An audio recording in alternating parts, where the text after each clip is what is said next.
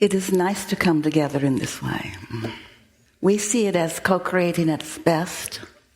You sometimes don't understand that like we do because you don't know yourself to be both non-physical and physical, even though you are. We said to a group a few days ago, it's like there's you and you. It's the inner being you, and there's the physical you, there's you and you. And you think you're just you, but you're not. You're you and you, but not always. We've enjoyed this interaction immensely.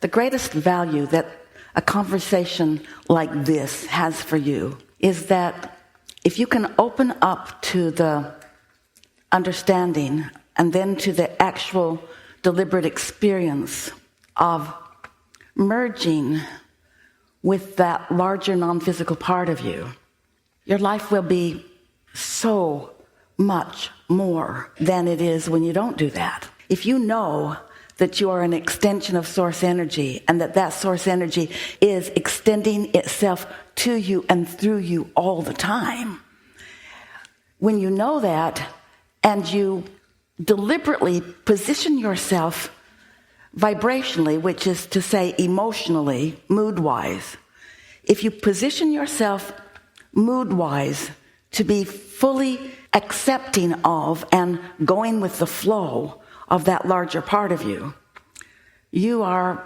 powerful, you're empowered, you're sustained and fulfilled and inspired and guided and steady and sure and happy. But if you get yourself pinched off from that, which is easy to do by sorting out the details of life and seeing those things that you don't want to be that way, and you develop habits of thought, belief patterns, of pushing against the unwanted rather than going with the flow of the wanted, then you can spend large amounts of your time not in that empowered, joyful state, which is what you planned when you decided to come. Now, we know you have every reason to pinch yourself off. There are things that are annoying and disturbing and things that are downright unthinkable, can't standable, want to go awayable. So we want to talk just a little bit about some things that you've always known. And in this very brief conversation that we will begin with here today, we want to awaken within you knowledge that you had when you decided to come forth into this physical body. You knew that you were going to focus yourself into this time and space, and you really liked the idea of it because you knew that it would be an opportunity for you to personally do what you do so well as the creator that you are, that you could witness and choose and decide and prefer and select for yourself the aspects of the environment that you want to participate in. And you knew that everyone else would be doing the same thing, and you knew that it was a big enough place and that there were enough of you with your diverse intentions that everyone could create for themselves just a wonderful life experience without stepping on the toes of anyone else. Because you understood then that what makes things come to you as a focuser in a physical body on planet Earth, what makes things come to you is your attention to those things. Now later, now that you've been here for a while, we can say that to you in a way that will be even more meaningful to you now than it was then before you got here. When you say yes to something, that wanted thing comes. And when you say no to something, that unwanted thing comes. Because there's no yes or no in an attraction-based universe. It's just what I'm focusing on is what I'm activating, and what I'm activating is what my receiver is about, and what my receiver is about is what I receive. And so you just can't get around that. And before you got here, you liked the idea of that because you planned on being deliberate with your focus. Once you got here and you got sloppy with your focus, you said, wait. Shouldn't somebody be doing a better job of sorting out what comes to me? And we say, someone should, and it's you. It's you. It's you. And so you knew that you would be very good at choosing things that you preferred, and you knew it would continue to change. You knew you would evolve and that your preferences would become more and more, and you know that you are eternal and there would be no ending to it. And so what we want to say to you is, what a wonderful place this is for this phase of your eternally becoming. You're just eternally becoming. And you can tell how well connected you are with your intentions and with that inner part of you. We refer to that as your inner being. Some call it soul or source or even God. That non-physical part of you, you can tell how well you are connecting as you are evolving your way through day after day. How well connected you are to those broader intentions. So just briefly, that non-physical you remains non-physical even though the physical you came here. That's why we were playing with you about you. It's you. And that non-physical part of you is different from you in one very important way. That non-physical you will never sacrifice its knowing of source and of love and of wholeness for anything, while sometimes you do. But that's why you came. You said, I'll go and I'll sift and sort and I'll figure out what I do not want. And simultaneously, I will figure out what I do want. And your inner being said, and we all will stay here. And once you choose, we will give our never ending, not ever compromised, our not ever messed up, mixed up version like you sometimes do. We will give our unequivocal attention to what you have chosen for now, for now. And when you choose more, we'll give our attention to that. When you choose more, we'll give our attention to that.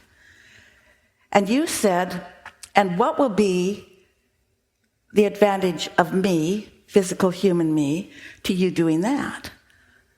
And we said, it will be like guidance for you. It will be a constant reminder of what you have become.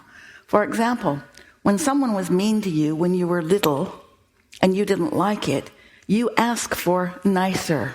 And we said, we will give our undivided attention to that. When you felt pain and wanted comfort, we said, we will give our undivided attention to that. When you didn't have enough of something for sustenance, when your prosperity was not there and you wanted more, we said, say, we will give our undivided attention to that. And then you said, and what's in that for me? And we said, when we're focused upon what you want and you aren't, you'll feel guidance. You'll feel the disconnection of that. You'll feel the discomfort of that. You'll feel what you've come to call negative emotion. You'll feel ornery, worried, even fearful. You'll feel angry and vengeful.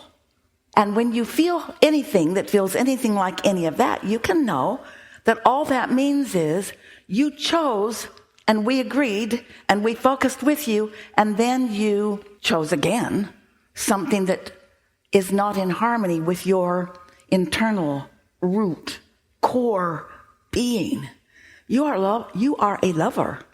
And when you choose not to love, you don't feel so good. That's what makes you so ornery. When you find a way to stay in your clear, pure alignment with who you really are, you feel great. Sounds simplistic, but it's really all there is that you need to know about the difference between you. Because you are the part of this co-creative experience that is causing expansion and asking for more. You come in combinations, like even in this room here. This mix of asking has never been before in all of the universe. And so there is a unique request that is being offered here. And all of your inner beings are focused upon what that request is. And so together here, it is our intention, powerful desire and intention, to help you sort out what it is you want and to offer you some suggestions about how you might go about vibrationally preparing yourself to be the receiver of the things that you want. We're really happy that you're here. There is nothing that is off limits here. Anything that is important to you will be part of this conversation, you will see. There won't be time for everyone to get into the hot seat, but there is knowing of who you are and what you want.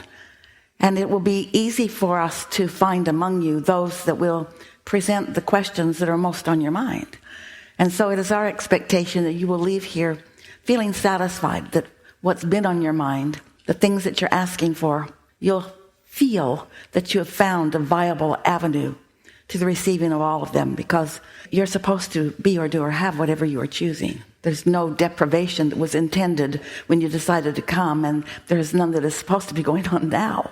And any deprivation that is happening, you don't know it, but it's self-imposed, and that's hard to hear because it doesn't seem like you would prevent yourself from having what you want, but it's just a misunderstanding of how it is that you're setting yourself up for the receiving or the resisting of the things that you want. So, that's enough laying out the basics. If you can't get up the stage easily, we'll find a way to get a microphone to you if you are someone who has been picked from the group. We're ready to go. Are you? Do you know what you're wanting?